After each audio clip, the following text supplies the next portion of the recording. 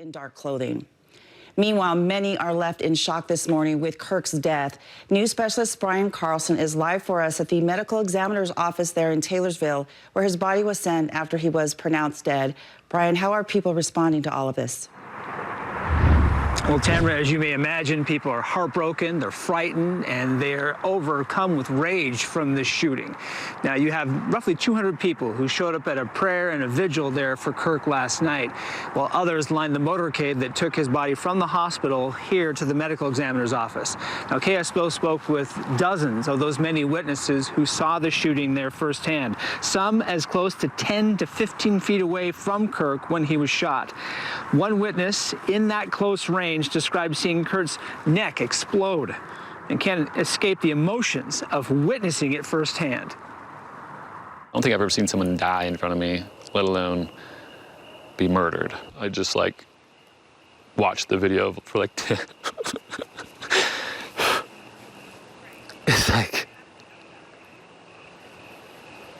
It's just super positive experience. And then someone ruins that.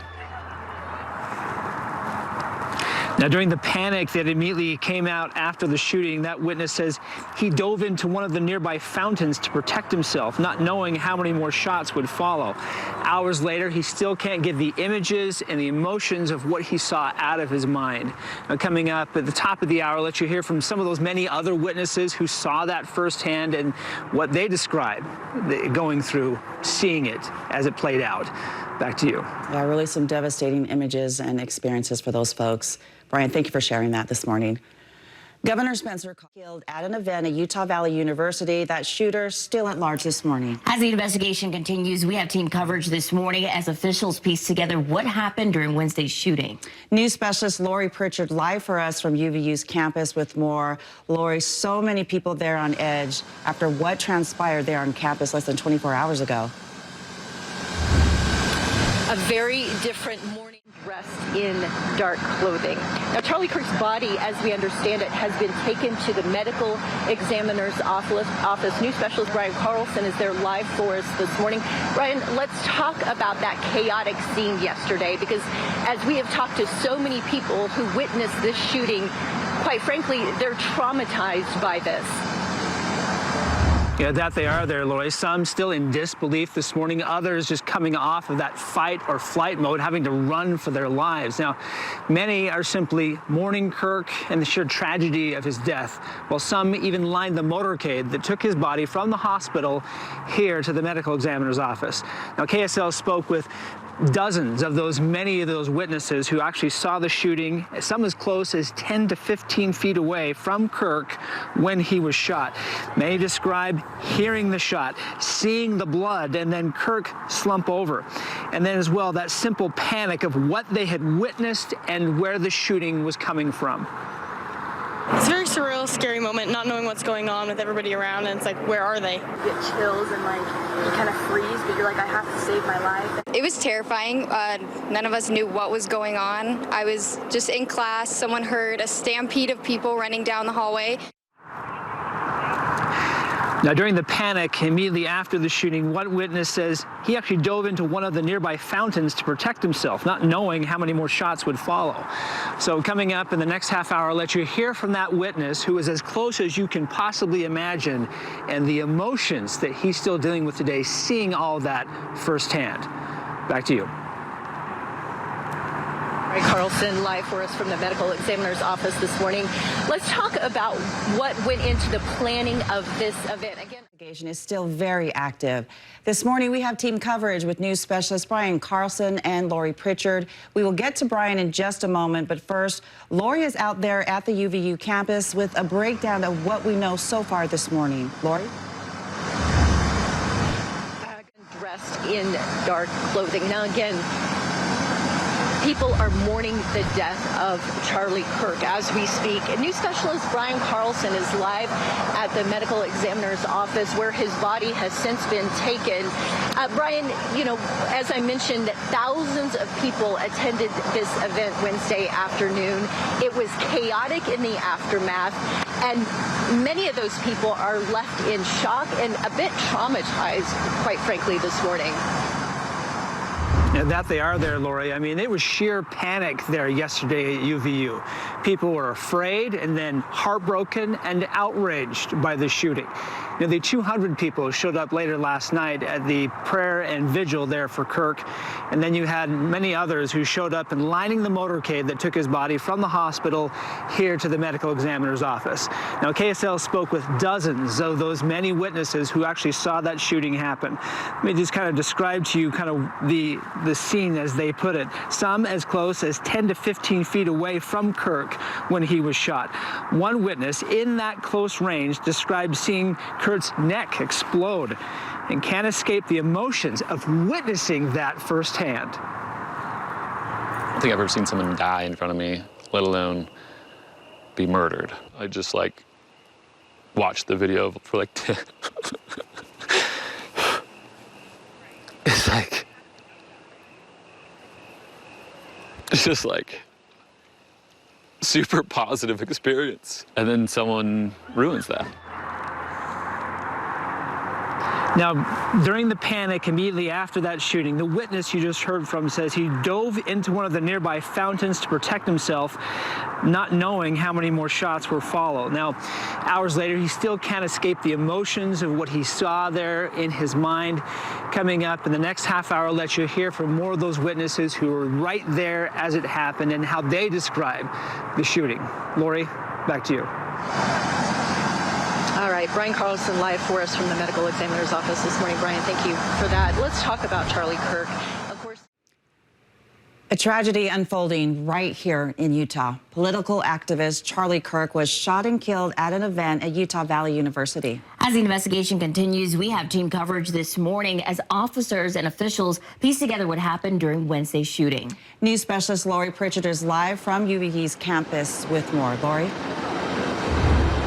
Tamara, good morning. Dressed in dark clothing. Now, as we understand it this morning, that Charlie Kirk's body was taken to the medical examiner's office, and that's where Brian Carlson is live for us this morning.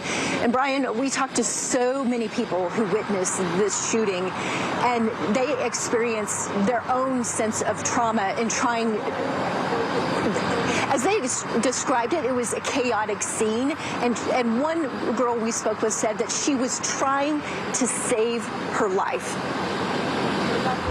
Yeah, and that was the real sense of panic that people felt yesterday there, Lori. Some still in disbelief. Many others coming off that fight or flight mode, having to run for their lives. Many now this morning simply mourning Kurt and the sheer tragedy of his death. Some even lining the motorcade that took his body from the hospital here to the medical examiner's office.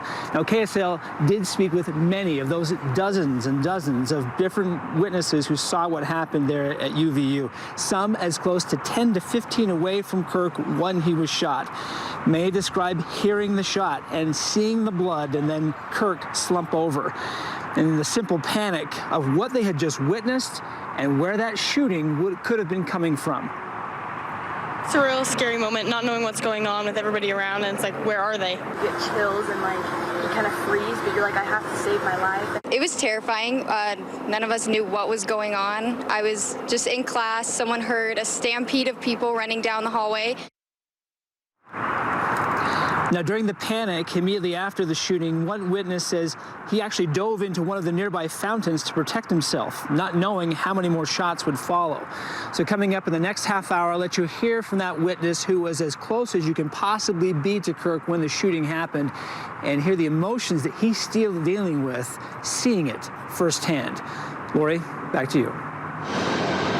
All right, Brian Carlson live for us this morning, and I think you nailed it when you said it was fight or flight mode for many of the people in that audience. And the question this morning, as many people have contacted KSL. Political activist Charlie Kirk was shot and killed at an event at Utah Valley University. That shooter remains at large this morning. As the investigation continues, we have team coverage from the university and the Utah Medical Examiner's Office. News specialist Brian Carlson and Lori Pritchard are live with more on this story. Let's begin with Lori. Lori, what can you tell us this morning? What do we know? Well, Tamara, we have some new information that I want to pass of what transpired after. Brian Carlson is live for us this morning outside the medical examiner's office in Taylorsville, where Kirk's body was taken last night. Brian, talk a little bit about the people that you spoke with who witnessed this shooting and the trauma that they're now facing this morning. Well, Lori, it was sheer panic there yesterday. People were horrified, then heartbroken, and outraged from the shooting. Nearly 200 people there showed up at a prayer and vigil circle there for Kirk last night. Meanwhile, others there lined the motorcade that took his body from the hospital here to the medical examiner's office. Now, KSL spoke with dozens of those many witnesses who witnessed the shooting, some as close as 10 to 15 feet away from Kirk when that shooting happened. One witness in that close range described seeing Kirk get hit and then can't escape the emotions of witnessing it firsthand. I don't think I've ever seen someone die in front of me, let alone be murdered. I just watched the video for 10.